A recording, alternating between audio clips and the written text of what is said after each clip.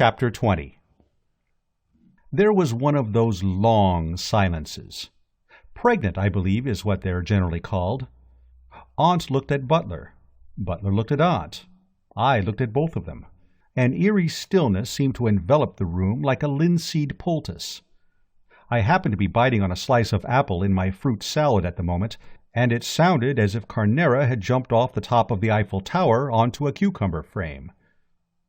Aunt Dahlia steadied herself against the sideboard and spoke in a low, husky voice. "Faces?" "Yes, madam." "Through the skylight?" "Yes, madam." "You mean he's sitting on the roof?" "Yes, madam. It has upset Monsieur Anatole very much." I suppose it was the word upset that touched Aunt Dahlia off. Experience had taught her what happened when Anatole got upset. I had always known her as a woman who was quite active on her pins, but I had never suspected her of being capable of the magnificent burst of speed which she now showed. Pausing merely to get a rich hunting-field expletive off her chest, she was out of the room and making for the stairs before I could swallow a sliver of, I think, banana. And feeling, as I had felt when I got that telegram of hers about Angela and Tuppy, that my place was by her side, I put down my plate and hastened after her, Seppings following at a loping gallop. I say that my place was by her side, but it was not so dashed easy to get there, for she was setting a cracking pace. At the top of the first flight she must have led by a matter of a half-dozen lengths, and she was still shaking off my challenge when she rounded into the second. At the next landing, however, the grueling going appeared to tell on her, for she slackened off a trifle and showed symptoms of roaring, and by the time we were in the straight we were running practically neck and neck. Our entry into Anatole's room was as close a finish as you could have wished to see. Result: 1. Aunt Dahlia. 2. Bertram. 3. Seppings. 1 by a short head, half a staircase separated second and third. The first thing that met the eye on entering was Anatole. This wizard of the cooking stove is a tubby little man with a mustache of the outsize or soup strainer type, and you can generally take a line through it as to the state of his emotions. When all is well, it turns up at the ends like a sergeant major's. When the soul is bruised, it droops. It was drooping now, striking a sinister note. And if any shadow of doubt had remained as to how he was feeling, the way he was carrying on would have dispelled it. He was standing by the bed in pink pajamas, waving his fists at the skylight. Through the glass, Gussie was staring down. His eyes were bulging, and his mouth was open, giving him so striking a resemblance to some rare fish in an aquarium that one's primary impulse was to offer him an ant's egg. Watching this fist-waving cook and this goggling guest, I must say that my sympathies were completely with the former. I considered him thoroughly justified in waving all the fist he wanted to. Reviewing the facts, I mean to say, there he had been, lying in bed, thinking idly of whatever French cooks do think about when in bed, and he had suddenly become aware of that frightful face at the window. A thing to jar the most phlegmatic. I know I should hate to be lying in bed and have Gussie popping up like that. A chap's bedroom, you can't get away from it, is his castle, and he has every right to look askance if gargoyles come glaring in at him. While I stood musing thus, Aunt Dahlia, in her practical way, was coming straight to the point. "What's all this?" Anatole did a sort of Swedish exercise, starting at the base of the spine, carrying on through the shoulder blades, and finishing up among the back hair. Then he told her. In the chats I have had with this wonder man, I have always found his English fluent, but a bit on the mixed side. If you remember, he was with Mr. Bingo Little for a time before coming to Brinkley, and no doubt he picked up a good deal from Bingo. Before that he had been a couple of years with an American family at Nice, and had studied under their chauffeur, one of the Maloneys of Brooklyn. So what with Bingo and what with Maloney, he is, as I say, fluent, but a bit mixed.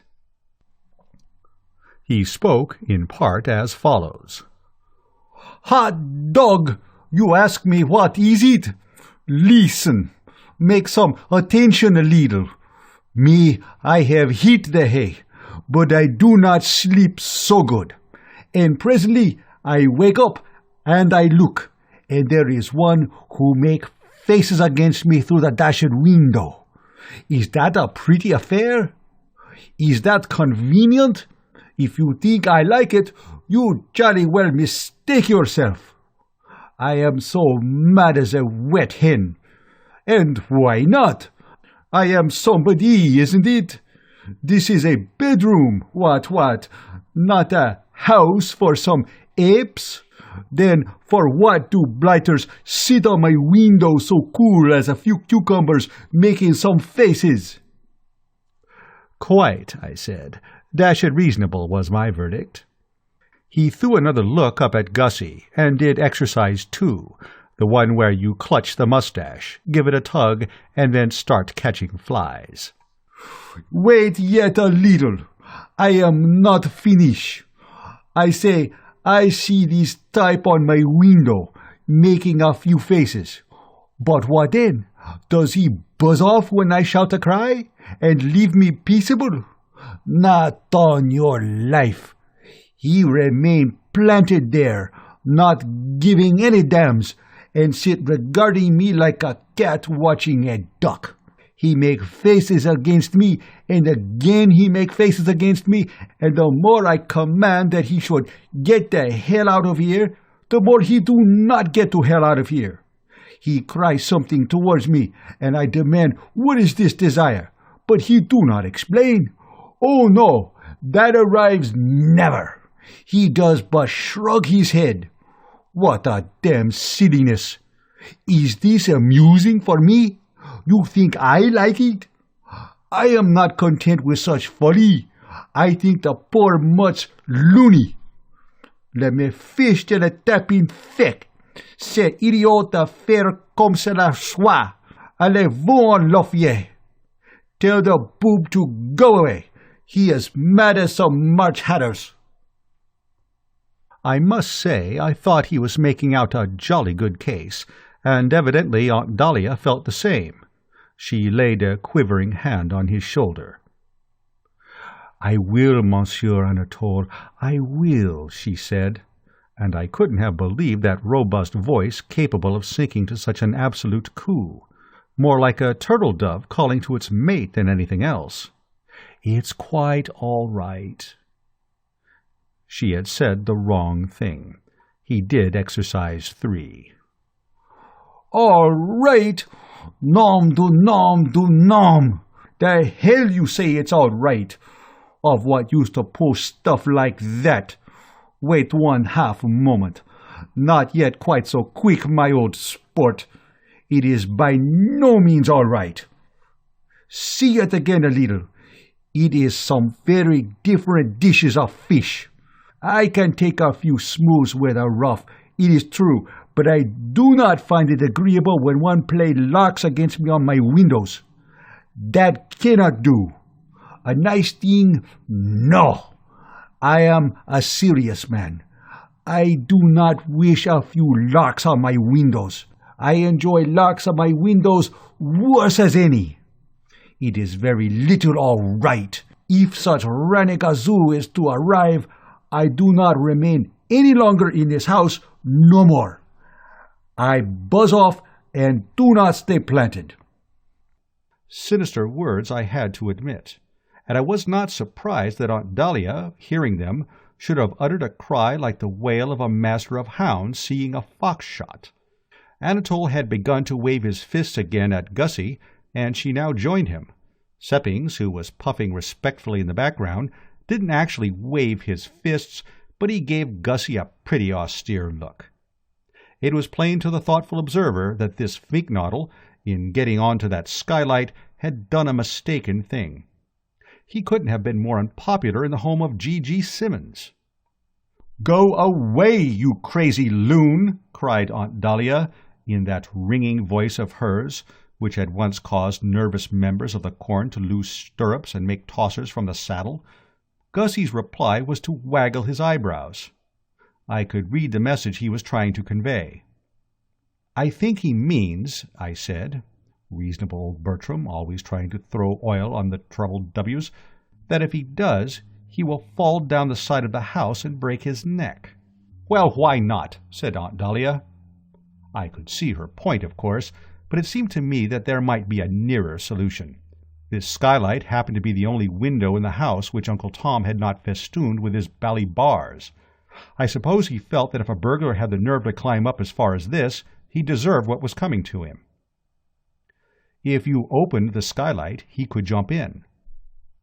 The idea got across. Seppings, how does this skylight open? With a pole, madam. Then get a pole. Get 2 poles. 10. And presently Gussie was mixing with the company. Like one of those chaps you read about in the papers, the wretched man seemed deeply conscious of his position. I must say Aunt Dahlia's bearing and demeanour did nothing to assist toward a restored composure. Of the amiability which she had exhibited when discussing this unhappy chump's activities with me over the fruit salad, no trace remained, and I was not surprised that speech more or less froze on the Fink-Nottle's lips. It isn't often that Aunt Dahlia, normally as genial a bird as ever encouraged a gaggle of hounds to get their noses down to it, lets her angry passions rise, but when she does, strong men climb trees and pull them up after them. "Well?" she said. In response to this, all that Gussie could produce was a sort of strangled hiccough. "Well?" Aunt Dahlia's face grew darker. Hunting, if indulged in regularly over a period of years, is a pastime that seldom fails to lend a fairly deepish tinge to the patient's complexion, and her best friends could not have denied that even at normal times the relative's map tended a little toward the crushed strawberry. But never had I seen it take on so pronounced a richness as now. She looked like a tomato struggling for self-expression. "Well?" Gussie tried hard, and for a moment it seemed as if something was going to come through, but in the end it turned out nothing more than a sort of death rattle. "Oh, take him away, Bertie, and put ice on his head," said Aunt Dahlia, giving the thing up. And she turned to tackle what looked like the rather man-sized job of soothing Anatole, who was now carrying on a muttered conversation with himself in a rapid sort of way, seeming to feel that the situation was one to which he could not do justice in Bingo cum Maloney Anglo-American. He had fallen back on his native tongue. Words like marmiton du dommage and pigneuf and hullaballeur and roust de sûr were fluttering from him like bats out of a barn. Lost on me, of course, because though I sweated a bit at the Gallic language during the Cannes visit, I'm still more or less in the est-ce que vous avez stage. I regretted this, for they sounded good. I assisted Gussie down the stairs. A cooler thinker than Aunt Dahlia, I had already guessed the hidden springs and motives which had led him to the roof. Where she had seen only a cockeyed reveller indulging himself in a drunken prank or whimsy, I had spotted the hunted fawn. "Was Tuppy after you?" I asked sympathetically. What I believe is called a frisson shook him. "He nearly got me on the top landing. I shinned out through a passage window and scrambled along a sort of ledge." "That baffled him, what?" "Yes, but then I found I had stuck. The roof sloped down in all directions. I couldn't go back. I had to go on, crawling along this ledge, and then I found myself looking down the skylight. Who was that chap?" That was Anatole, Aunt Dahlia's chef. French? To the core. That explains why I couldn't make him understand. What asses these Frenchmen are! They don't seem able to grasp the simplest thing. You'd have thought if a chap saw a chap on a skylight, the chap would realize the chap wanted to be let in. But no, he just stood there, waving a few fists. "Yes, silly idiot. Still, here I am." "Here you are, yes, for the moment. Eh?" "I was thinking that Tuppy is probably lurking somewhere." He leaped like a lamb in springtime. "What shall I do?" I considered this. "Sneak back to your room and barricade the door. That is the manly policy." "Suppose that's where he's lurking?" "In that case, move elsewhere." But on arrival at the room it transpired that Tuppy, if anywhere, was infesting some other portion of the house. Gussie shot in, and I heard the key turn. And feeling that there was no more that I could do in that quarter, I returned to the dining room for further fruit salad and a quiet think. And I had barely filled my plate when the door opened and Aunt Dahlia came in. She sank into a chair, looking a bit shop-worn. "Give me a drink, Bertie." "What sort?" "Any sort, as long as it's strong." Approach Bertram Wooster along these lines, and you catch him at his best. St. Bernard dogs doing the square thing by Alpine travellers could not have bustled about more assiduously.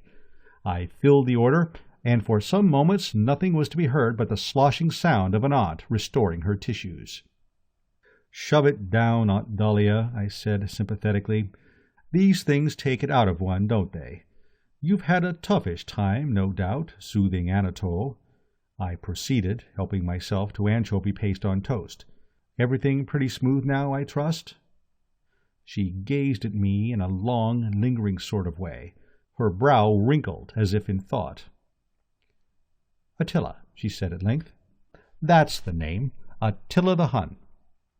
"Eh?" "I was trying to think who you reminded me of. Somebody who went about strewing ruin and desolation and breaking up homes which, until he came along, had been happy and peaceful. Attila is the man.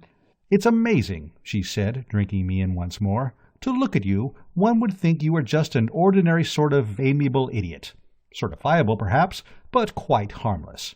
Yet in reality you are worse a scourge than the Black Death. I tell you, Bertie, when I contemplate you, I seem to come up against all the underlying sorrow and horror of life with such a thud that I feel as if I had walked into a lamp-post." Pained and surprised, I would have spoken, but the stuff I had thought was anchovy paste had turned out to be something far more gooey and adhesive. It seemed to wrap itself round the tongue and impede utterance like a gag. And while I was still endeavoring to clear the vocal cords for action, she went on. "Do you realize what you started when you sent that spink-bottle man down here? As regards his getting blotto and turning the prize-giving ceremonies at Market Snodsbury Grammar School into a sort of too-real comic film, I will say nothing, for, frankly, I enjoyed it. But when he comes leering at Anatole through skylights, just after I had with infinite pains and tact induced him to withdraw his notice, and makes him so temperamental that he won't hear of staying on after tomorrow—" The paste stuff gave way. I was able to speak. "What?" "Yes, Anatole goes tomorrow, and I suppose poor old Tom will have indigestion for the rest of his life. And that is not all. I have just seen Angela, and she tells me she is engaged to this bottle." "Temporarily, yes," I had to admit. "Temporarily be blowed! She's definitely engaged to him and talks with a sort of hideous coolness of getting married in October. So there it is. If the prophet Job were to walk into the room at this moment, I could sit swapping hard-luck stories with him till bedtime. Not that Job was in my class." "He had boils." "Well, what are boils?" "Dashed painful, I understand." "Nonsense! I take all the boils on the market in exchange for my troubles. Can't you realize the position? I've lost the best cook to England. My husband, poor soul, will probably die of dyspepsia, and my only daughter, for whom I had dreamed such a wonderful future, is engaged to be married to an inebriated newt fancier. And you talk about boils." I corrected her on a small point. "I don't absolutely talk about boils. I merely mentioned that Job had them. Yes, I agree with you, Aunt Dahlia, that things are not looking too ooja cum spiff at the moment, but be of good cheer. A Wooster is seldom baffled for more than the nonce." "You rather expect to be coming along shortly with another of your schemes?" "At any minute." She sighed resignedly. "I thought as much. Well, it needed but this. I don't see how things could possibly be worse than they are, but no doubt you will succeed in making them so. Your genius and insight will find the way. Carry on, Bertie. Yes, carry on. I am past caring now. I shall even find a faint interest in seeing into what darker and profounder abysses of hell you can plunge this home. Go to it, lad. What's that stuff you're eating?" "I find it a little difficult to classify. Some sort of paste on toast, rather like glue flavored with beef extract." "Gimme," said Aunt Dahlia listlessly. "Be careful how you chew," I advised. "It sticketh closer than a brother." "Yes, Jeeves?" The man had materialized on the carpet, absolutely noiseless, as usual. "A note for you, sir." "A note for me, Jeeves?" "A note for you, sir." "From whom, Jeeves?" "From Miss Basset, sir." "From whom, Jeeves?" "From Miss Basset, sir." "From Miss Basset, Jeeves?" "From Miss Basset, sir." At this point, Aunt Dahlia, who had taken one nibble at her whatever it was on toast and laid it down, begged us, a little fretfully I thought, for heaven's sake to cut out the cross-talk vaudeville stuff, as she had enough to bear already without having to listen to us doing our imitation of the two Macs. Always willing to oblige, I dismissed Jeeves with a nod, and he flickered for a moment and was gone. Many a spectre would have been less slippy. "But what," I mused, toying with the envelope, "can this female be writing to me about?" "Why not open the damn thing and see?" "A very excellent idea," I said, and did so. "And if you're interested in my movements," proceeded Aunt Dahlia, heading for the door, "I propose to go to my room, do some yoga deep breathing, and try to forget." "Quite," I said absently, skimming P1, and then as I turned over, a sharp howl broke from my lips, causing Aunt Dahlia to shy like a startled mustang. "Don't do it!" she exclaimed, quivering in every limb.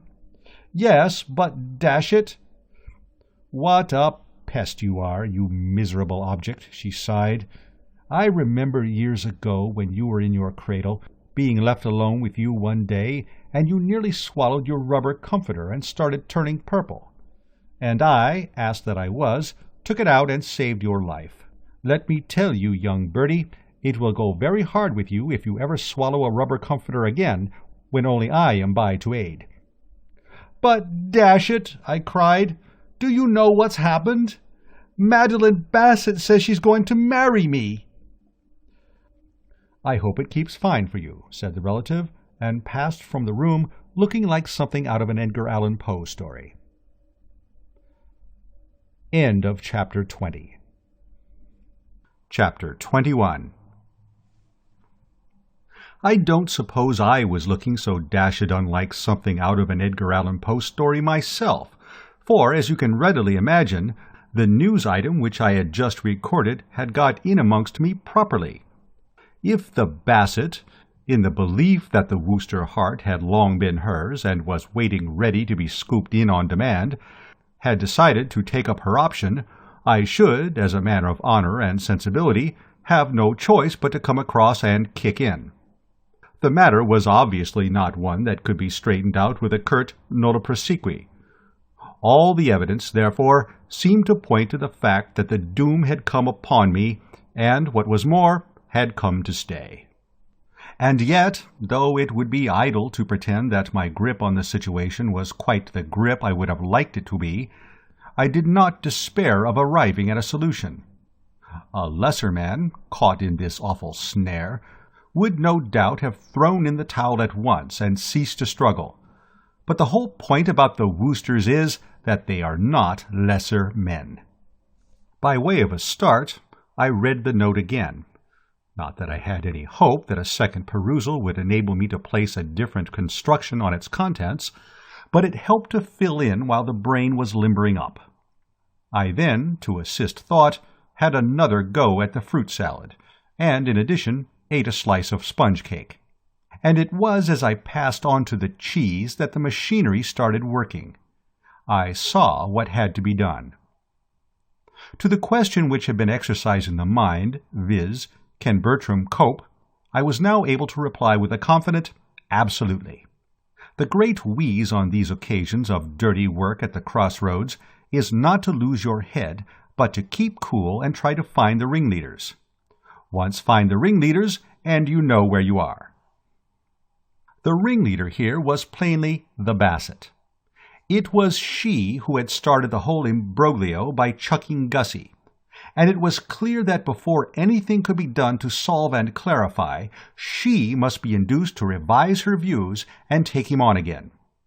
This would put Angela back into circulation, and that would cause Tuppy to simmer down a bit, and then we could begin to get somewhere. I decided that as soon as I had had another morsel of cheese, I would seek this Basset out and be pretty eloquent. And at this moment in she came.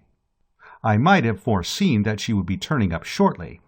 I mean to say, hearts may ache, but if they know that there is a cold collation set out in the dining-room, they are pretty sure to come popping in sooner or later. Her eyes, as she entered the room, were fixed on the salmon mayonnaise, and she would no doubt have made a beeline for it and started getting hers, had I not, in the emotion of seeing her, dropped a glass of the best with which I was endeavoring to bring about a calmer frame of mind. The noise caused her to turn, and, for an instant, embarrassment supervened. A slight flush mantled the cheek, and the eyes popped a bit. "Oh," she said. I have always found that there is nothing that helps to ease you over one of these awkward moments like a spot of stage business. Find something to do with your hands, and it's half the battle. I grabbed a plate and hastened forward. "A touch of salmon?" "Thank you." "With a suspicion of salad?" "If you please." "And to drink? Name the poison." "I think I would like a little orange juice." She gave a gulp. Not at the orange juice, I don't mean, because she hadn't got it yet, but at all the tender associations those two words provoked. It was as if someone had mentioned spaghetti to the relict of an Italian organ-grinder. Her face flushed a deeper shade. She registered anguish, and I saw that it was no longer within the sphere of practical politics to try to confine the conversation to neutral topics like cold-boiled salmon. So did she, I imagine, for when I, as a preliminary to getting down to brass tacks, said, she said, too, simultaneously, the brace of clashing in mid-air. "I'm sorry." "I beg your pardon." "You were saying?" "You were saying." "No, please, go on." "Oh, right-ho." I straightened the tie, my habit when in this girl's society, and had at it. "With a reference to yours of even date—" She flushed again and took a rather strained forkful of salmon. "You got my note?" "Yes, I got your note." "I gave it to Jeeves to give to you." "Yes, he gave it to me. That's how I got it." There was another silence, and as she was plainly shrinking from talking turkey, I was reluctantly compelled to do so. I mean, somebody had got to. Too dashed silly, a male and female in our position simply standing, eating salmon and cheese at one another without a word. "Yes, I got it all right." "I see. You got it." "Yes, I got it. I've just been reading it. And what I was rather wanting to ask you, if we happen to run into each other, was, well, what about it?" "What about it?" "That's what I say. What about it?" "But it was quite clear." "Oh, quite. Perfectly clear. Very well expressed and all that. But I mean, deeply sensible of the honor and so forth, but, well, dash it." She had polished off her salmon and now put the plate down. "Fruit salad?" "No, thank you." "Spot of pie?" "No, thanks." "One of those glue things on toast?" "No, thank you." She took a cheese straw. I found a cold egg which I had overlooked. Then I said, "I mean to say," just as she said, "I think I know," and there was another collision. "I beg your pardon." "I'm sorry." "Do go on." "No, you go on." I waved my cold egg courteously to indicate that she had the floor, and she started again. "I think I know what you are trying to say. You are surprised." Yes. You are thinking of... Exactly. Mr. Fink-Nottle. The very man. You find what I have done hard to understand. Absolutely. I don't wonder. I do. And yet it is quite simple. She took another cheese straw. She seemed to like cheese straws. Quite simple, really. I want to make you happy. Dashed decent of you. I'm going to devote the rest of my life to making you happy. A very matey scheme. I can at least do that. But may I be quite frank with you, Bertie? Oh, rather. Then I must tell you this. I am fond of you. I will marry you. I will do my best to make you a good wife. But my affection for you can never be the flame-like passion I feel for Augustus. Just the very point I was working round to. There, as you say, is the snag.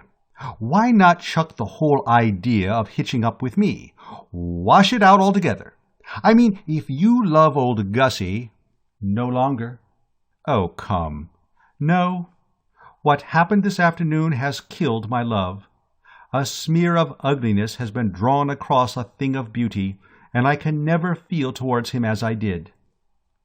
I saw what she meant, of course. Gussie had bunged his heart at her feet. She had picked it up, and almost immediately after doing so, had discovered that he had been stewed to the eyebrows all the time. The shock must have been severe. No girl likes to feel that a chap has got to be thoroughly plastered before he can ask her to marry him. It wounds the pride. Nevertheless, I persevered. "But have you considered," I said, "that you may have got a wrong line on Gussie's performance this afternoon? Admitted that all the evidence points to a more sinister theory, what price him simply having got a touch of the sun? Chaps do get touches of the sun, you know, especially when the weather's hot." She looked at me, and I saw that she was putting in a bit of the old drenched irises stuff. "It was like you to say that, Bertie. I respect you for it." "Oh, no." "Yes, you have a splendid, chivalrous soul." "Not a bit." "Yes, you have. You remind me of Cyrano." "Who?" "Cyrano de Bergerac." "The chap with the nose?" "Yes." I can't say I was any too pleased. I felt the old beak furtively. It was a bit on the prominent side, perhaps, but dash it, not in the Cyrano class. It began to look as if the next thing this girl would do would be to compare me to Schnozzle Durante. "He loved, but pleaded another's cause." "Oh, I see what you mean now." "I like you for that, Bertie. It was fine of you, fine and big. But it is no use. There are things which kill love. I can never forget Augustus, but my love for him is dead. I will be your wife." Well, one has to be civil. "Right-ho," I said. "Thanks awfully." Then the dialogue sort of poofed out once more, and we stood eating cheese straws and cold eggs respectively in silence. There seemed to exist some little uncertainty as to what the next move was. Fortunately, before embarrassment could do much more supervening, Angela came in, and this broke up the meeting. Then Basset announced our engagement, and Angela kissed her and said she hoped she would be very, very happy. And the Basset kissed her and said she hoped she would be very, very happy with Gussie. And Angela said she was sure she would, because Augustus was such a dear, and the Basset kissed her again, and Angela kissed her again, and in a word the whole thing got so bally feminine that I was glad to edge away. I would have been glad to do so, of course, in any case, for if even there was a moment when it was up to Bertram to think, and think hard, this moment was that moment. It was, it seemed to me, the end. Not even on the occasion, some years earlier, when I had inadvertently become betrothed to Tuppy's frightful cousin Honoria, had I experienced a deeper sense of being waist-high in the gumbo and about to sink without a trace. I wandered out into the garden, smoking a tortured gasper, with the iron well embedded in the soul. and I had fallen into a sort of trance, trying to picture what it would be like having the Basset on the premises for the rest of my life, and at the same time, if you follow me, trying not to picture what it would be like, when I charged into something which might have been a tree, but was not, being, in point of fact, Jeeves. "I beg your pardon, sir," he said. "I should have moved to one side." I did not reply. I stood looking at him in silence, for the sight of him had opened up a new line of thought. This Jeeves now, I reflected. I had formed the opinion that he had lost his grip and was no longer the force he had been. But was it not possible, I asked myself, that I might be mistaken, start him off exploring avenues, and might he not discover one through which I would be enabled to sneak off to safety, leaving no hard feelings behind? I found myself answering that it was quite on the cards that he might. After all, his head still bulged out at the back as of old. One noted in the eyes the same intelligent glitter. Mind you, after what had passed between us in the matter of that white mess jacket with the brass buttons, I was not prepared absolutely to hand over to the man. I would, of course, merely take him into consultation. But recalling some of his earlier triumphs, the Sipperley case, the episode of my Aunt Agatha and the dog Mackintosh, and the smoothly handled affair of Uncle George and the barmaid's niece, were a few that sprang to my mind. I felt justified at least in offering him the opportunity of coming to the aid of the young master in his hour of peril. But before proceeding further, there was one thing that had got to be understood between us, and understood clearly. "Jeeves," I said, "a word with you." "Sir?" "I am up against it a bit, Jeeves." "I am sorry to hear that, sir. Can I be of any assistance?" "Quite possibly you can, if you have not lost your grip. Tell me frankly, Jeeves, are you in pretty good shape mentally?" "Yes, sir." "Still eating plenty of fish?" "Yes, sir." "Then it might be all right. But there is just one point before I begin.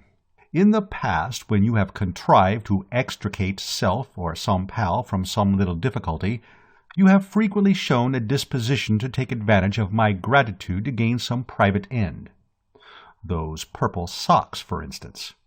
Also the +4s and the old Etonian spats. Choosing your moment with subtle cunning, you came to me when I was weakened by relief and got me to get rid of them. And what I am saying now is that if you are successful on the present occasion, there must be no rot of that description about that mess jacket of mine." "Very good, sir." "You will not come to me when all is over and ask me to jettison the jacket?" "Certainly not, sir." "On that understanding, then, I will carry on. Jeeves, I'm engaged." "I hope you will be very happy, sir." "Don't be an ass. I'm engaged to Miss Basset." "Indeed, sir, I was not aware." "Nor was I. It came as a complete surprise. However, there it is. The official intimation was in that note you brought me." "Odd, sir." "What is?" "Odd, sir, that the contents of that note should have been as you describe. It seemed to me that Miss Basset, when she handed me the communication, was far from being in a happy frame of mind." "She is far from being in a happy frame of mind. You don't suppose she really wants to marry me, do you? Pshaw, Jeeves! Can't you see that this is simply another of those bally gestures which are rapidly rendering Brinkley Court a hell for man and beast? Dash all gestures is my view." "Yes, sir." "Well, what's to be done?" "You feel that Miss Basset, despite what has occurred, still retains a fondness for Mr. Fink-Nottle, sir?" "She's pining for him." "In that case, sir, surely the best plan would be to bring about a reconciliation between them." "How?" "You see, you stand silent and twiddle the fingers. You are stumped."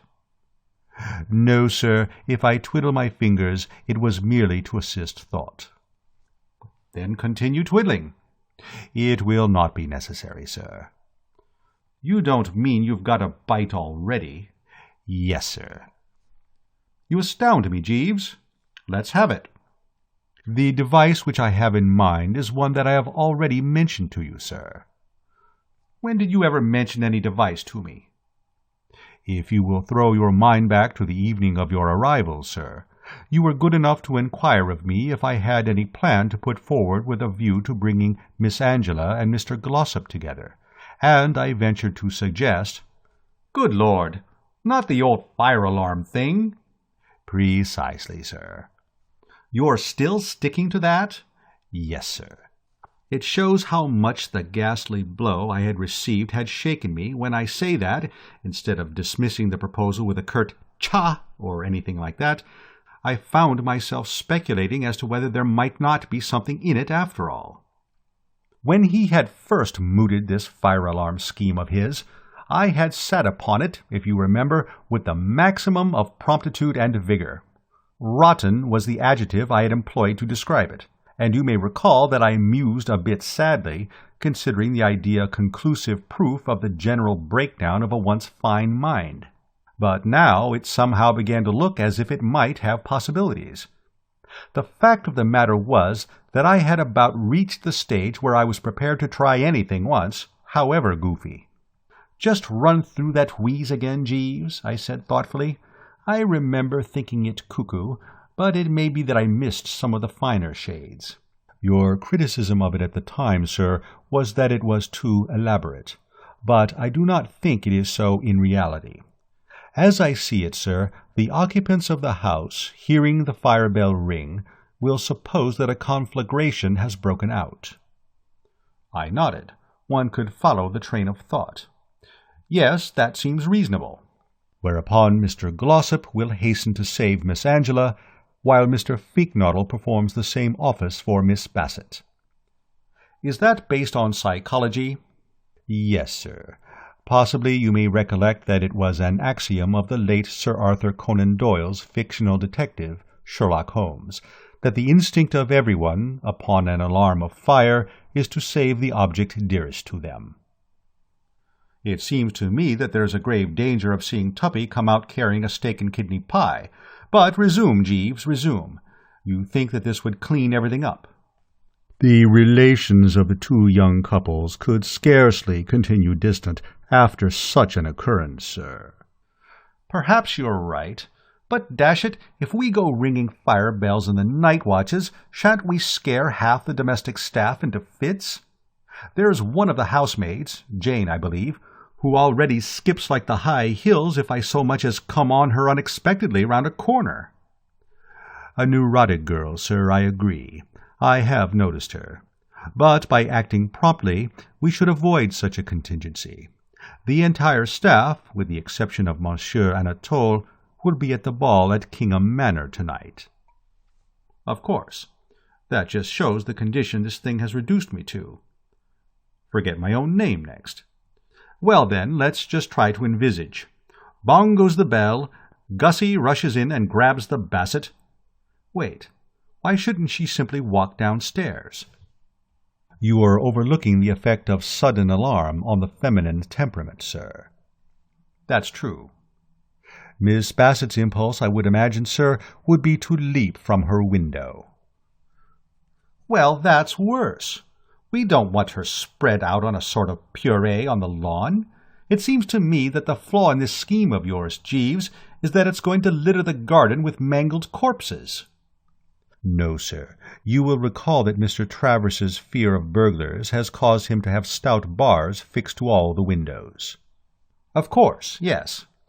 "Well, it sounds all right," I said, though still a bit doubtfully.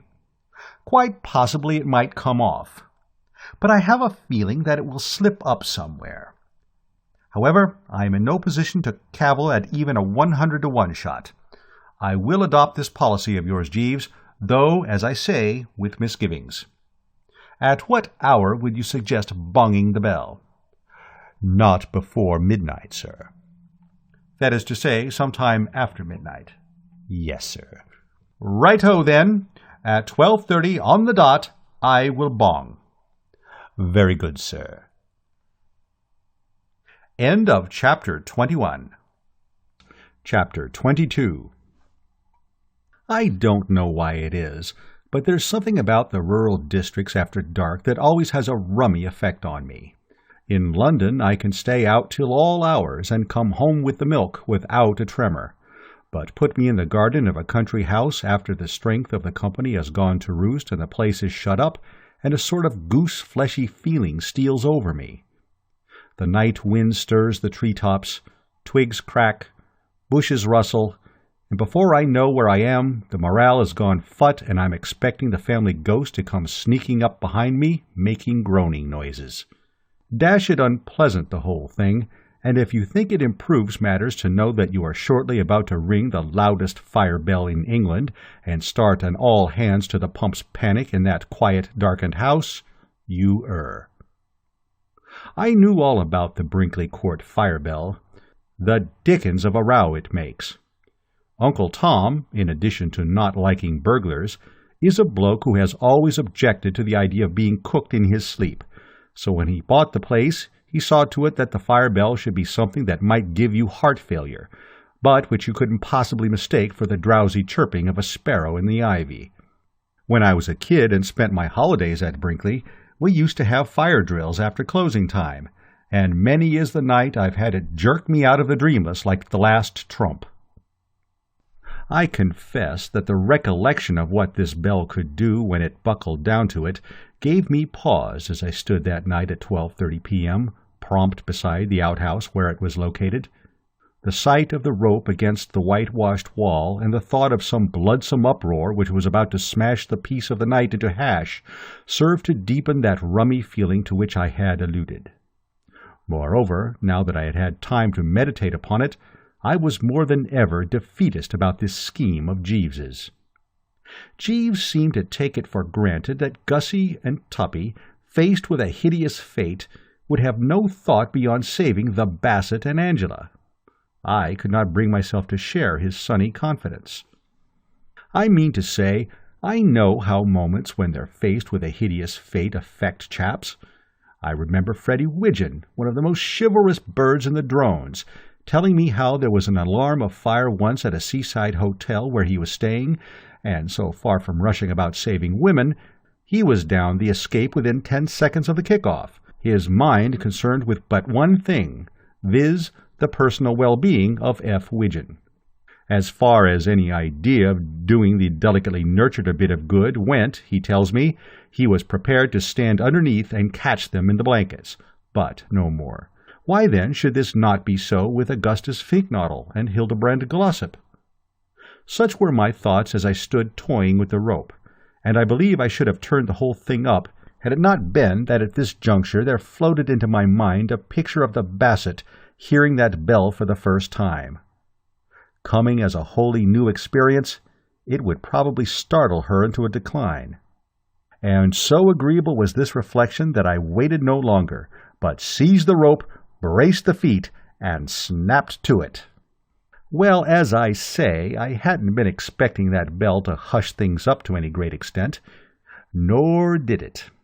The last time I heard it, I had been in my room on the other side of the house, and even so it had hoiked me out of bed as if something had exploded under me. Standing close to it like this, I got the full force and meaning of the thing, and I've never heard anything like it in my puff. I rather enjoy a bit of noise as a general rule. I remember Catsmeat Potter Pirbright bringing a police rattle into the drones one night and loosing it off behind my chair, and I just lay back and closed my eyes with a pleasant smile, like someone in a box at the opera. And the same applies to the time when my Aunt Agatha's son, young Thomas, put a match to the parcel of Guy Fawkes Day fireworks to see what would happen. But the Brinkley Court fire bell was too much for me. I gave about half a dozen tugs, and then, feeling that enough was enough, sauntered round to the front lawn to ascertain what solid results had been achieved. Brinkley Court had given of its best. A glance told me that we were playing to capacity. The eye, roving to and fro, noted here Uncle Tom in a purple dressing-gown, there Aunt Dahlia in the old blue and yellow. It also fell upon Anatole, Tuppy, Gussie, Angela, the Basset, and Jeeves, in the order named. There they all were, present and correct. But, and this is what caused me immediate concern, I could detect no sign whatever that there had been any rescue work going on. What I had been hoping, of course, was to see Tuppy bending solicitously over Angela in one corner, while Gussie fanned the Basset with a towel in the other. Instead of which, the Basset was one of the group which included Aunt Dahlia and Uncle Tom, and seemed to be busy trying to make Anatole see the bright side, while Angela and Gussie were, respectively, leaning against the sundial with a peeved look and sitting on the grass rubbing a barked shin. Tuppy was walking up and down the path, all by himself. A disturbing picture, you will admit.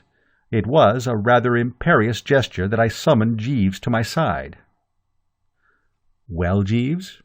"Sir?" I eyed him sternly. "Sir, forsooth!" "It's no good saying 'Sir,' Jeeves. Look round you. See for yourself. Your scheme has proved a bust." "Certainly it would appear that matters have not arranged themselves quite as we anticipated, sir." "We?" "As I had anticipated, sir." "That's more like it. Didn't I tell you it would be a flop?" "I remember that you did seem dubious, sir." "Dubious is no word for it, Jeeves. I hadn't a scrap of faith in the idea from the start. When you first mooted it, I said it was rotten, and I was right. I'm not blaming you, Jeeves. It's not your fault that you have sprained your brain. But after this, forgive me if I hurt your feelings, Jeeves, I shall know better than to allow you to handle any but the simplest and most elementary problems. It is best to be candid about this, don't you think? Kindest to be frank and straightforward." "Certainly, sir." "I mean the surgeon's knife, what?" "Precisely, sir." "I consider, if you will pardon me for interrupting you, sir, I fancy Mrs. Travers is endeavouring to attract your attention." And at this moment a ringing "Hoy!" which could have proceeded only from the relative in question, assured me that his view was correct. "Just step this way a moment, Attila, if you don't mind," boomed that well-known, and under certain conditions well-loved, voice, and I moved over. I was not feeling unmixedly at my ease. For the first time it was beginning to steal upon me that I had not prepared a really good story in support of my questionable behavior in ringing the fire-bells at such an hour, and I have known Aunt Dahlia to express herself with a hearty freedom upon far smaller provocation. She exhibited, however, no signs of violence, more a sort of frozen calm, if you know what I mean. You could see that she was a woman who had suffered. "Well, Bertie dear," she said, "here we all are." "Quite," I replied guardedly. "Nobody missing, is there?" "I don't think so." "Splendid. So much healthier for us out here in the open like this than frowsting in bed. I had just dropped off when you did your bell-ringing act. For it was you, my dear sweet child, who rang the bell, was not?" "I did ring the bell, yes." "Any particular reason, or just a whim?" "I thought there was a fire." "What gave you that impression, dear?" "I thought I saw flames." "Where, darling? Tell Aunt Dahlia." "In one of the windows." "I see. So we have all been dragged out of bed and scared rigid because you have been seeing things." Here Uncle Tom made a noise like a cork coming out of a bottle, and Anatole, whose mustache had hit a new low, said something about some apes, and if I am not mistaken, a ragomier, whatever that is. I admit I was mistaken. I am sorry. "Don't apologize, ducky. Can't you see how pleased we all are? What are you doing out here anyway?" "Just taking a stroll." "I see. And you are proposing to continue your stroll." "No, I think I'll go in now." "That's fine, because I was thinking of going in too, and I don't believe I could sleep knowing you were out here giving a rein to that powerful imagination of yours. The next thing that would happen would be that you would think you saw a pink elephant sitting on the drawing-room window-sill and start throwing bricks at it. Well, come on, Tom. The entertainment seems to be over. But wait. The Newt King wishes a word with us. Yes, Mr. Fink-Nottle? Gussie, as he joined our little group, seemed upset about something. I say... Say on, Augustus. I say, what are we going to do? Speaking for myself, I intend to return to bed. But the door is shut. What door? The front door. Somebody must have shut it. Then I shall open it. But it won't open. Then I shall try another door. But all the other doors are shut. What? Who shut them? I don't know. I advanced a theory. The wind? Aunt Dahlia's eyes met mine. Don't try me too high, she begged. Not now, precious. And indeed, even as I spoke, it did strike me that the night was pretty still. Uncle Tom said we must get in through a window. Aunt Dahlia sighed a bit. How? Could Lloyd George do it? Could Winston do it? Could Baldwin do it? No, not since you had those bars of yours put on. Well, well, well, God bless my soul, ring the bell then. The fire bell? The door bell. To what end, Thomas? There's nobody in the house. The servants are all at Kingham. But confound it all, we can't stop out here all night. Can't we? You just watch us. There is nothing, literally nothing, which a country house party can't do with Attila here operating on the premises. Seppings presumably took the back door key with him. We must just amuse ourselves till he comes back. Tuppy made a suggestion. Why not take one of the cars out and drive down to Kingham and get the key from Seppings? It went well. No question about that. For the first time a smile lit up Aunt Dahlia's drawn face. Uncle Tom grunted approvingly. Anatole said something in Provençal that sounded complimentary, and I thought I detected even on Angela's map a slight softening. A very excellent idea, said Aunt Dahlia. One of the best. Nip round to the garage at once. After Tuppy had gone, some extremely flattering things were said about his intelligence and resource, and there was a disposition to draw rather invidious comparisons between him and Bertram. Painful for me, of course, but the ordeal didn't last long, for it couldn't have been more than 5 minutes before he was with us again. Tuppy seemed perturbed. I say, it's all off. Why? The garage is locked. Unlock it. I haven't the key. Shout then, and wake Waterbury. Who's Waterbury? The chauffeur, ass. He sleeps over the garage. But he's gone to the dance at Kingham. It was the final wallop. Until this moment, Aunt Dahlia had been able to preserve her frozen calm. The dam now burst. The years rolled away from her, and she was once more the Dahlia Wooster of the old Yoicks and Tantivy days, the emotional, free-speaking girl who had so often risen in her stirrups to yell derogatory personalities at people who were heading hounds. Curse all dancing chauffeurs! What on earth does a chauffeur want to dance for? I mistrusted that man from the start. Something told me he was a dancer. Well, this finishes it. We're out here till breakfast time. If those blasted servants come back before 8 o'clock, I shall be vastly surprised. You won't get Seppings away from a dance till you throw him out. I know him. The jazz'll go to his head, and he'll start clapping and demanding encores till his hands blister. Damn all dancing butlers! What is Brinkley Court? A respectable English country house or a crimson dancing school? One might as well be living in the middle of the Russian ballet. Well, all right. If we must stay out here, we must. We shall all be frozen stiff, except— here she directed at me not one of her friendliest glances— except dear old Attila, who is, I observe, well and warmly clad. We will resign ourselves to the prospect of freezing to death like the babes in the wood, merely expressing a dying wish that our old pal Attila will see that we are covered with leaves. No doubt he will also toll that fire bell of his as a mark of respect. And what might you want, my good man? She broke off and stood glaring at Jeeves. During the latter portion of her address, he had been standing by in a respectful manner, endeavoring to catch the speaker's eye. If I might make a suggestion, madam. I am not saying that in the course of our long association I have always found myself able to view Jeeves with approval. There are aspects of his character which have frequently caused coldnesses to arise between us. He is one of those fellows who, if you give him a thingummy, take a what-do-you-call-it. His work is often raw, and he has been known to allude to me as mentally negligible. More than once, as I have shown, it has been my painful task to squelch in him a tendency to get uppish and treat the young master as a serf or peon. These are grave defects. But one thing I have never failed to hand the man, he is magnetic.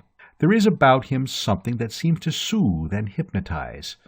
To the best of my knowledge, he has never encountered a charging rhinoceros, but should this contingency occur, I have no doubt that the animal, meeting his eye, would check itself in mid-stride, roll over, and lie purring with its legs in the air. At any rate, he calmed down Aunt Dahlia, the nearest thing to a charging rhinoceros, in under 5 seconds. He just stood there looking respectful, and though I didn't time the thing, not having a stopwatch on me, I should say it wasn't more than 3 seconds and a quarter before her whole manner underwent an astounding change for the better.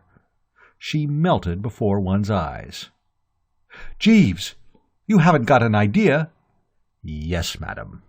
"That great brain of yours has really clicked as ever in the hour of need?" "Yes, madam."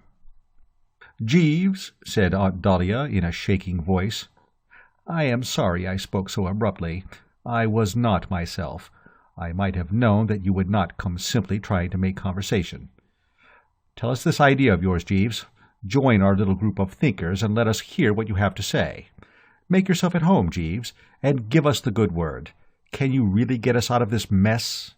"Yes, madam, if one of the gentlemen would be willing to ride a bicycle." "A bicycle?" "There is a bicycle in the gardener's shed in the kitchen garden, madam.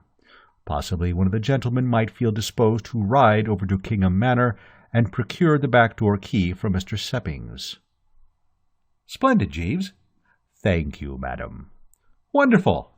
"Thank you, madam." "Attila," said Aunt Dahlia, turning and speaking in a quiet, authoritative manner. I had been expecting it. From the very moment those ill-judged words had passed the fellow's lips, I had had a presentiment that a determined effort would be made to elect me as the goat, and I braced myself to resist and obstruct. And as I was about to do so, while I was in the very act of summoning up all my eloquence to protest that I didn't know how to ride a bike and couldn't possibly learn in the brief time at my disposal, I'm dashed if the man didn't go and nip me in the bud. "Yes, madam, Mr. Wooster would perform the task admirably. He is an expert cyclist. He has often boasted to me of his triumphs on the wheel." I hadn't done anything of the sort. It's simply monstrous how one's words get twisted. All I had ever done was to mention to him, casually, just as an interesting item of information, one day in New York when we were watching the 6-day bicycle race, that at the age of 14, while spending my holidays with a vicar of sorts who had been told off to teach me Latin, I had won the choir boy's handicap at the local school treat. A different thing from boasting of one's triumphs on the wheel. I mean, he was a man of the world and must have known that the form of school treats is never of the hottest.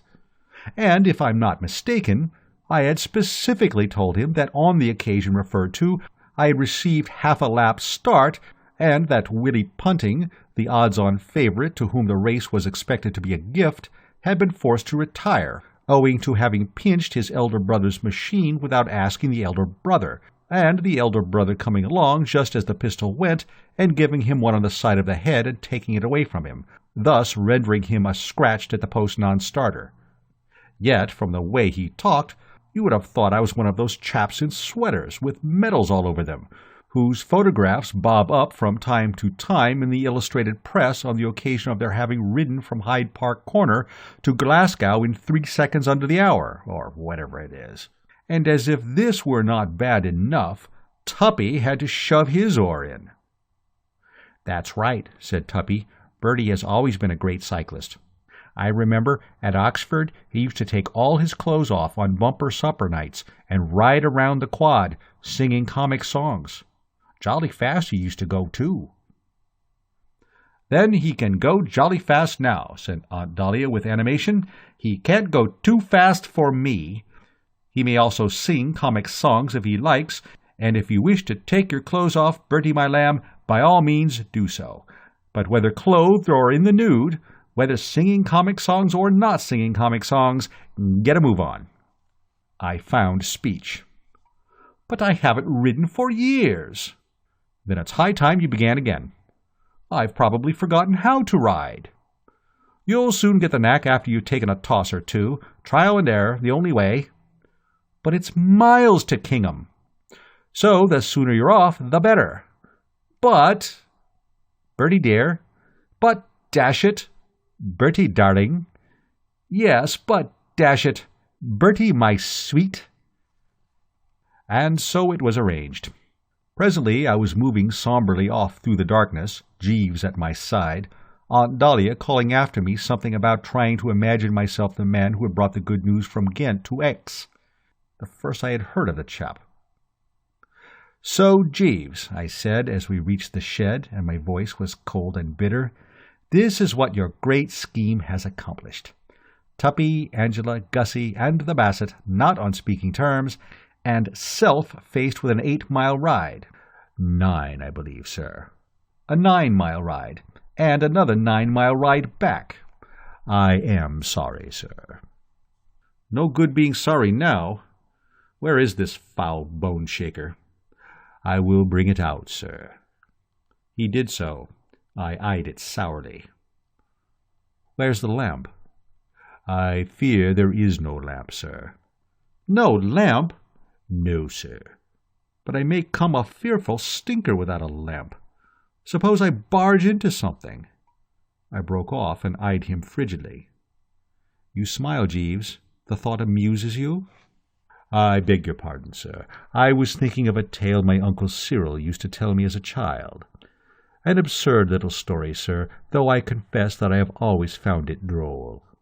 According to my Uncle Cyril, 2 men named Nichols and Jackson set out to ride to Brighton on a tandem bicycle, and were so unfortunate as to come into collision with a brewer's van, and when the rescue party arrived on the scene of the accident, it was discovered that they had hurled together with such force that it was impossible to sort them out at all adequately. The keenest eye could not discern which portion of the fragments was Nichols and which was Jackson. So they collected as much as they could and called it Nixon. I remember laughing very much at that story when I was a child, sir." I had to pause a moment to master my feelings. "You did, eh?" "Yes, sir." "You thought it funny?" "Yes, sir." "And your Uncle Cyril thought it funny?" "Yes, sir." "Golly, what a family! Next time you meet your Uncle Cyril, Jeeves, you can tell him from me that his sense of humor is morbid and unpleasant." "He is dead, sir." "Thank heaven for that. Well, give me the blasted machine." "Very good, sir." "Are the tires inflated?" "Yes, sir." "The nuts firm, the brakes in order, the sprockets running true with the differential gear?" "Yes, sir." "Right-ho, Jeeves."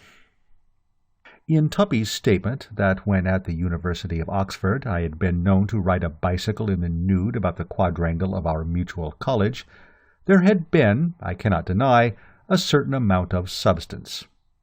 Correct, however, though his facts were, so far as they went he had not told all. What he had omitted to mention was that I had invariably been well oiled at the time, and when in that condition a chap is capable of feats at which in cooler moments his reason would rebel. Stimulated by the juice, I believe, men have even been known to ride alligators. As I started now to pedal out into the great world, I was icily sober, and the old skill, in consequence, had deserted me entirely. I found myself wobbling badly, and all the stories I had ever heard of nasty bicycle accidents came back to me with a rush, headed by Jeeves's Uncle Cyril's cheery little anecdote about Nichols and Jackson. Pounding wearily through the darkness, I found myself at a loss to fathom the mentality of men like Jeeves's Uncle Cyril. What on earth he could see funny in a disaster which had apparently involved the complete extinction of a human creature or at any rate of half a human creature and half another human creature, was more than I could understand. To me, the thing was one of the most poignant tragedies that had ever been brought to my attention, and I have no doubt that I should have continued to brood over it for quite a time, had my thoughts not been diverted by the sudden necessity of zigzagging sharply in order to avoid a pig in the fairway. For a moment it looked like being real Nichols and Jackson stuff, but fortunately a quick zig on my part, coinciding with an adroit zag on the part of the pig, enabled me to win through, and I continued my ride safe, but with a heart fluttering like a captive bird. The effect of this narrow squeak upon me was to shake the nerve to the utmost. The fact that pigs are abroad in the night seemed to bring home to me the perilous nature of my enterprise. It set me thinking of all the other things that could happen to a man out and about on a velocipede without a lamp after lighting up time. In particular, I recalled the statement of a pal of mine that in certain sections of the rural districts goats were accustomed to stray across the road to the extent of their chains, thereby forming about as sound a booby-trap as one could well wish. He mentioned, I remember, the case of a friend of his whose machine got entangled with a goat chain and who was dragged 7 miles, like skioring in Switzerland, so that he was never the same man again. And there was one chap who ran into an elephant, left over from a traveling circus. Indeed, taking it for all in all, it seemed to me that with the possible exception of being bitten by sharks, there was virtually no front-page disaster that could not happen to a fellow, once he had allowed his dear ones to override his better judgment and shove him out into the great unknown on a push-bike, and I am not ashamed to confess that, taking it by and large, the amount of quailing I did from this point on was pretty considerable. However, in respect to goats and elephants, I must say things panned out unexpectedly well. Oddly enough, I encountered neither. But when you have said that, you have said everything, for in every other way the conditions could scarcely have been fouler. Apart from the ceaseless anxiety of having to keep an eye skinned for elephants, I found myself much depressed by barking dogs, and once I received an unpleasant shock when, alighting to consult a signpost, I saw sitting on top of it an owl that looked exactly like my Aunt Agatha. So agitated, indeed, had my frame of mind become by this time, that I thought at first it was Aunt Agatha, and only when reason and reflection told me how alien to her habits it would be to climb signposts and sit on them, could I pull myself together and overcome the weakness. In short, what with all this mental disturbance added to the more purely physical anguish in the billowy portions of the calves and ankles, the Bertram Wooster who eventually toppled off at the door of Kingham Manor was a very different Bertram from the gay and insouciant boulevardier of Bond Street and Piccadilly. Even to one unaware of the inside facts, it would have been evident that Kingham Manor was throwing its weight about a bit tonight. Lights shone in the windows, music was in the air, and as I drew nearer my ear detected the sibilant shuffling of the feet of butlers, footmen, chauffeurs, parlour-maids, housemaids, tweenies, and, I have no doubt, cooks, who were busily treading the measure. I suppose you couldn't sum it up much better than by saying that there was a sound of revelry by night. The orgy was taking place in one of the ground-floor rooms which had French windows opening onto the drive, and it was to these French windows that I now made my way. An orchestra was playing something with a good deal of zip to it, and under happier conditions, I dare say, my feet would have started twitching in time to the melody. But I had sterner work before me than to stand hoofing it by myself on gravel drives. I wanted that back door key, and I wanted it instanter. Scanning the throng within, I found it difficult for a while to spot Seppings. Presently, however, he hove in view, doing fearful lissom things in mid-floor. I high-Seppinged a couple of times, but his mind was too much on his job to be diverted, and it was only when the swirl of the dance had brought him within prodding distance of my forefinger that a quick one to the lower ribs enabled me to claim his attention. The unexpected buffet caused him to trip over his partner's feet, and it was with marked austerity that he turned. As he recognized Bertram, however, coldness melted, to be replaced by astonishment. "Mr. Wooster." I was in no mood for bandying words. "Less of the Mr. Wooster and more back-door keys," I said curtly. "Give me the key of the back door, Seppings." He did not seem to grasp the gist. "The key of the back door, sir?" "Precisely, the Brinkley Court back-door key." "But it is at the court, sir." I clicked the tongue, annoyed. "Don't be frivolous, my dear old butler," I said. "I haven't ridden 9 miles on a push-bike to listen to you trying to be funny. You've got it in your trousers pocket." "No, sir. I left it with Mr. Jeeves." "You did—" "What?" "Yes, sir, before I came away. Mr. Jeeves said that he wished to walk in the garden before retiring for the night. He was going to place the key on the kitchen window-sill." I stared at the man dumbly. His eye was clear, his hand was steady. He had none of the appearance of a butler who has had a couple. "You mean that all this while the key has been in Jeeves's possession?" "Yes, sir." I could speak no more. Emotion had overmastered my voice. I was at a loss and not abreast. But of one thing it seemed to me there could be no doubt. For some reason, not to be fathomed now, but most certainly to be gone well into, as soon as I had pushed this infernal sewing machine of mine over those 9 miles of lonely country road and got within striking distance of him, Jeeves had been doing the dirty. Knowing that at any given moment he could have solved the whole situation, he had kept Aunt Dahlia and others roosting out in the front lawn, en deshabille, and, worst yet, had stood calmly by and watched his young employer set out on a wholly unnecessary 18-mile bicycle ride. I could scarcely believe such a thing of him. Of his Uncle Cyril, yes. With that distorted sense of humor of his, Uncle Cyril might quite conceivably have been capable of such conduct. But that it should be Jeeves— I leaped into the saddle, and, stifling the cry of agony which rose to the lips as the bruised person touched the hard leather, set out on the homeward journey. End of Chapter 22. Chapter 23. I remember Jeeves saying on one occasion, I forgot how the subject had arisen, he may have simply have thrown the observation out, as he does sometimes for me to take or leave, that hell hath no fury like a woman scorned. And until tonight I had always felt that there was a lot in it. I had never scorned a woman myself, but Pongo Twistleton once scorned an aunt of his, flatly refusing to meet her son Gerald at Paddington and give him lunch and see him off to school at Waterloo, and he never heard the end of it. Letters were written, he tells me, which had to be seen to be believed. Also 2 very strong telegrams, and a bitter picture postcard with a view of the little Chilbury War Memorial on it.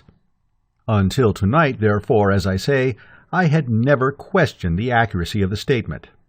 Scorned women first, and the rest nowhere, was how it had always seemed to me. But tonight I revised my views. If you want to know what hell can really do in the way of furies, look for the chap who has been hornswoggled into taking a long and unnecessary bicycle ride in the dark without a lamp. Mark that word, unnecessary. That was the part of it that really jabbed the iron into the soul.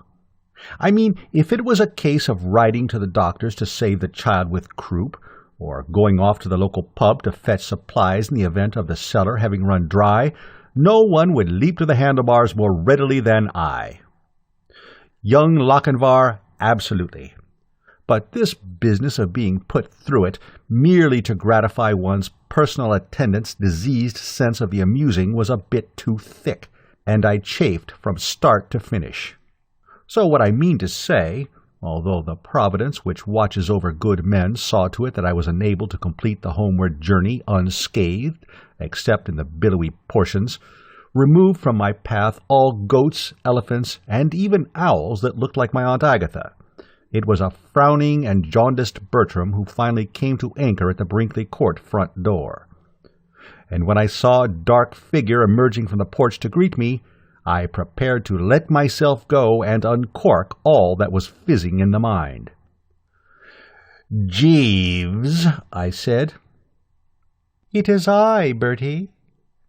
The voice which spoke sounded like warm treacle, and even if I had not recognized it immediately as that of the Basset, I should have known that it did not proceed from the man I was yearning to confront, for this figure before me was wearing a simple tweed dress, and had employed my first name in its remarks, and Jeeves, whatever his moral defects, would never go about in skirts calling me Bertie. The last person, of course, whom I would have wished to meet after a long evening in the saddle, but I vouchsafed with a courteous "What ho!" There was a pause, during which I massaged the calves. Mine, of course, I mean. "You've got in, then," I said, in allusion to the change of costume. "Oh, yes. About a quarter of an hour after you left, Jeeves went searching about, and found the back door key on the kitchen window-sill." "Ha!" "What?" "Nothing." "I thought you said something." "No, nothing." And I continued to do so. For at this juncture, as had so often happened when this girl and I were closeted, the conversation once more went blue on us. The night breeze whispered, but not the Basset. A bird twittered, but not so much as a chirp escaped Bertram. It was perfectly amazing, the way her mere presence seemed to wipe speech from my lips, and mine, for that matter, from hers. It began to look as if our married life together would be rather like 20 years among the Trappist monks. "Seen Jeeves anywhere?" I asked, eventually coming through. "Yes, in the dining-room." "The dining-room?" "Waiting on everybody. They are having eggs and bacon and champagne. What did you say?" I had said nothing, merely snorted. There was something about the thought of these people carelessly revelling at a time when, for all they knew, I was probably being dragged about the countryside by goats or chewed by elephants, that struck home at me like a poisoned dart.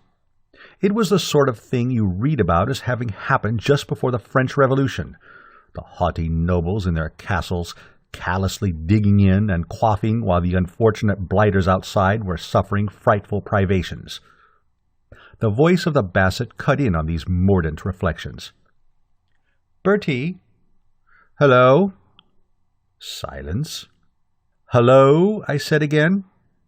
No response.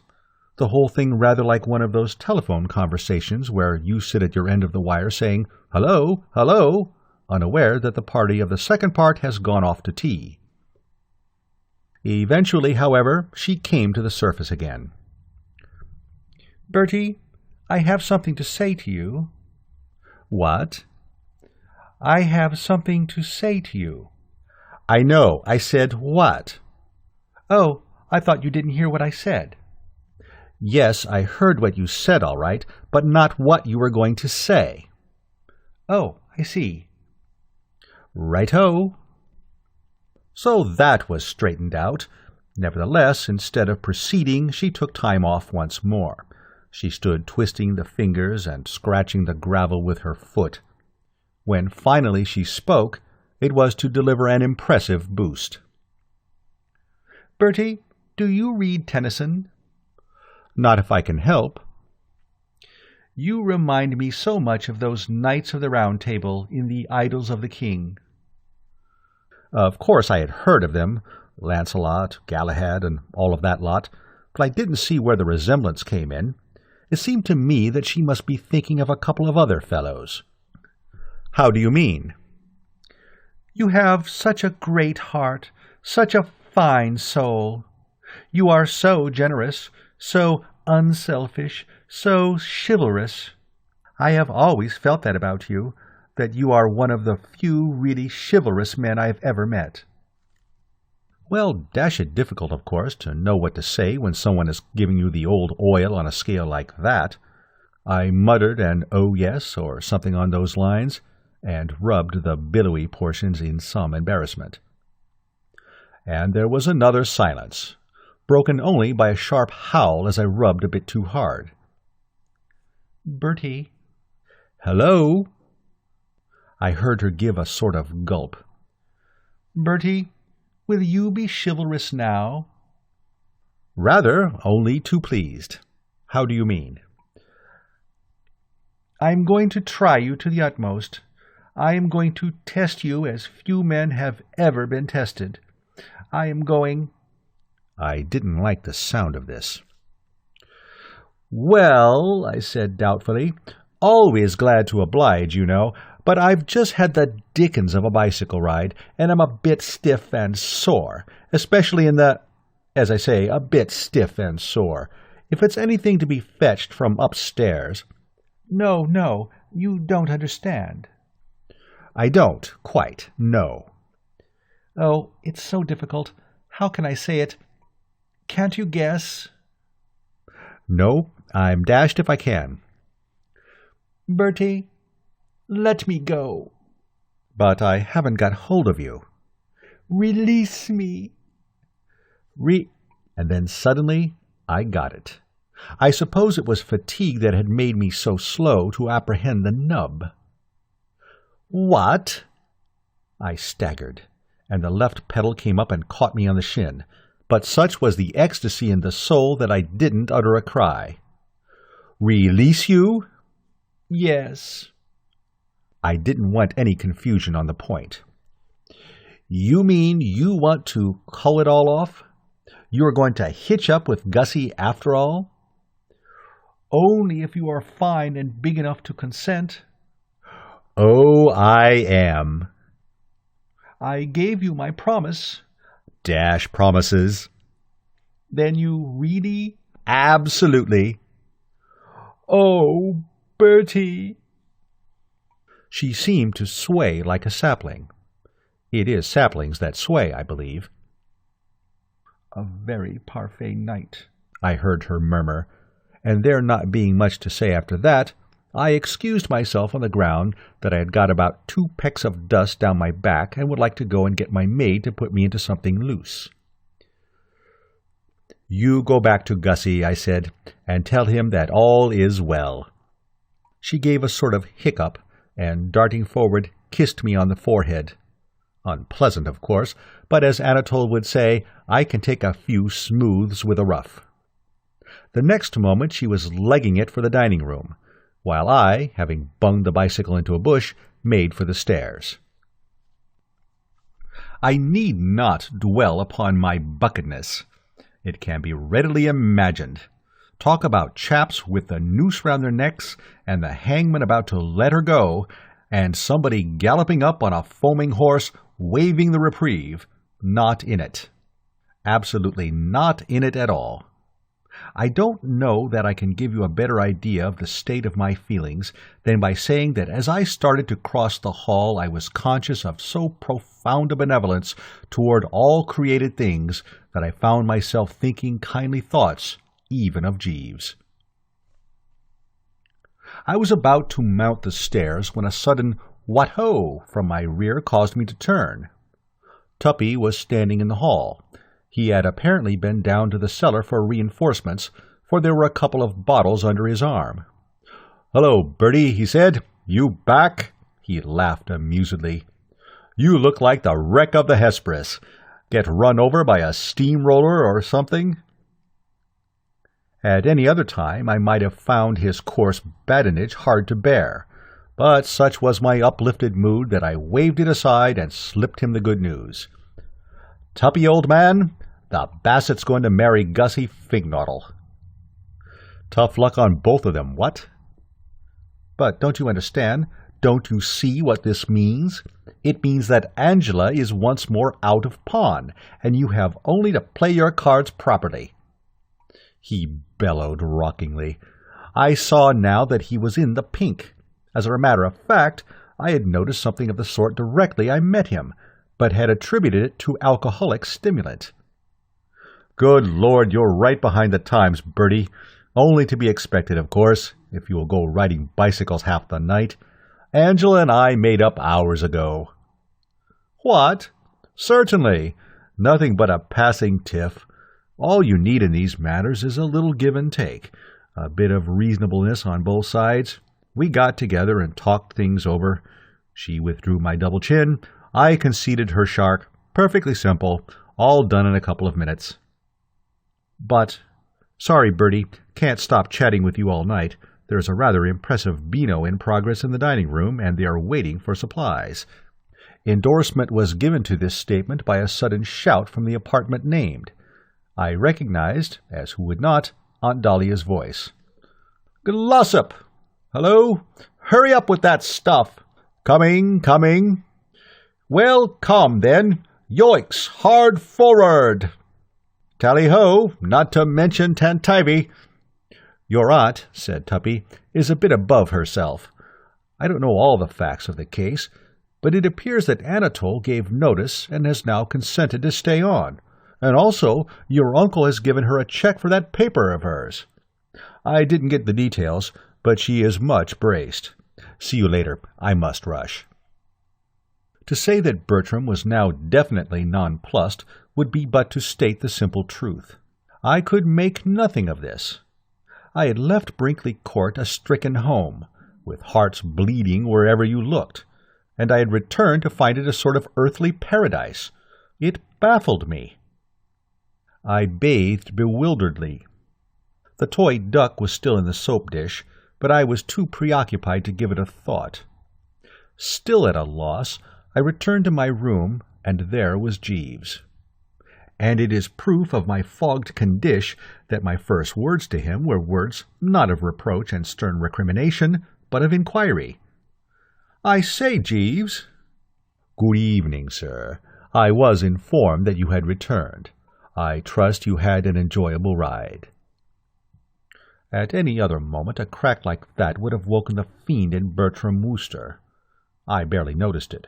I was intent on getting to the bottom of this mystery. "But I say, Jeeves, what?" "Sir?" "What does all this mean?" "You refer, sir?" "Of course I refer. You know what I'm talking about. What has been happening since I left? The place is positively stiff with happy endings."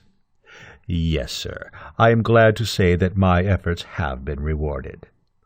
"What do you mean, your efforts? You aren't going to try to make out that rotten firebell scheme of yours had anything to do with it?" "Yes, sir." "Don't be an ass, Jeeves. It flopped." "Not altogether, sir. I fear, sir, that I was not entirely frank with regard to my suggestion of ringing the fire-bell. I had not really anticipated that it would in itself produce the desired results. I had intended it merely as a preliminary to what I might describe as the real business of the evening." "You gibber, Jeeves." "No, sir. It was essential that the ladies and gentlemen should be brought from the house, in order that once out of doors I could ensure that they remained there for the necessary period of time." "How do you mean?" "My plan was based on psychology, sir." "How?" "It is a recognized fact, sir, that there is nothing that so satisfactorily unites individuals who have been so unfortunate as to quarrel amongst themselves as a strong mutual dislike for some definite person. In my own family, if I may give a homely illustration, it was a generally accepted axiom that in times of domestic disagreement it was necessary only to invite my Aunt Annie for a visit to heal all breaches between the other members of the household. In the mutual animosity excited by Aunt Annie, those who had become estranged were reconciled almost immediately.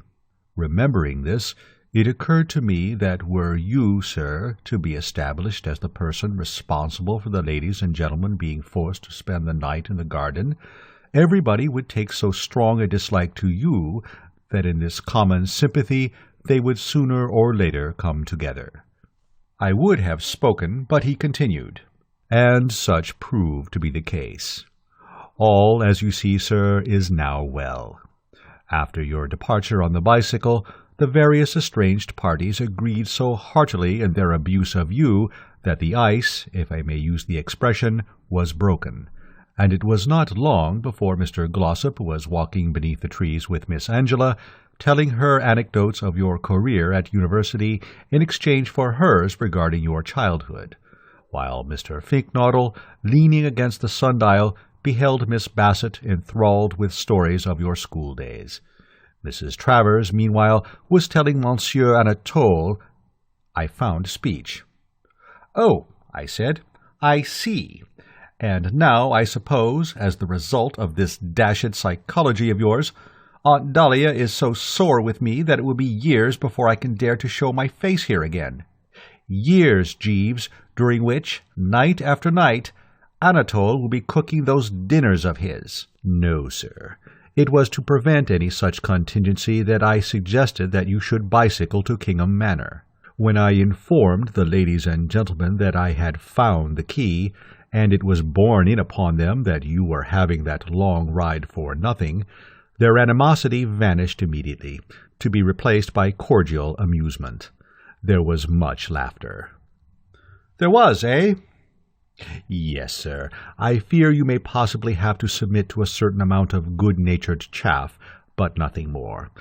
All, if I may say so, is forgiven, sir." "Oh." "Yes, sir." I mused a while. "You certainly seem to have fixed things." "Yes, sir." "Tuppy and Angela are once more betrothed, also Gussie and the Basset. Uncle Tom appears to have coughed up that money for milady's boudoir, and Anatole is staying on." "Yes, sir." "I suppose you might say that all's well that ends well." "Very apt, sir." I mused again. "All the same, your methods are a bit rough, Jeeves." "One cannot make an omelette without breaking eggs, sir." I started. "Omelette? Do you think you could get me one?" "Certainly, sir." "Together with a half a bott of something?" "Undoubtedly, sir." "Do so, Jeeves, and with all speed." I climbed into bed and sank back against the pillows. I must say that my generous wrath had ebbed a bit. I was aching, the whole length of my body, particularly toward the middle, but against this you had to set the fact that I was no longer engaged to Madeleine Basset. In a good cause one is prepared to suffer. Yes, looking at the thing from every angle, I saw that Jeeves had done well, and it was with an approving beam that I welcomed him as he returned with the needful. He did not check up with his beam. A bit grave he seemed to me to be looking, and I probed the matter with kindly query. "Something on your mind, Jeeves?" "Yes, sir. I should have mentioned it earlier, but in the evening's disturbance it escaped my memory. I fear I have been remiss, sir." "Yes, Jeeves," I said, champing contentedly. "In the matter of your mess jacket, sir." A nameless fear shot through me, causing me to swallow a mouthful of omelette the wrong way. "I am sorry to say, sir, that while I was ironing it this afternoon, I was careless enough to leave the hot instrument upon it. I very much fear that it will be impossible for you to wear it again, sir." One of those old pregnant silences filled the room. "I am extremely sorry, sir." For a moment, I confess, that generous wrath of mine came bounding back, hitching up its muscles and snorting a bit through the nose. But as we say on the Riviera, à quoi sert? There was nothing to be gained by G.W. now. We Woosters can bite the bullet. I nodded moodily and speared another slab of omelette. "Right-ho, Jeeves." "Very good, sir." End of Right-ho, Jeeves by P.G. Wodehouse.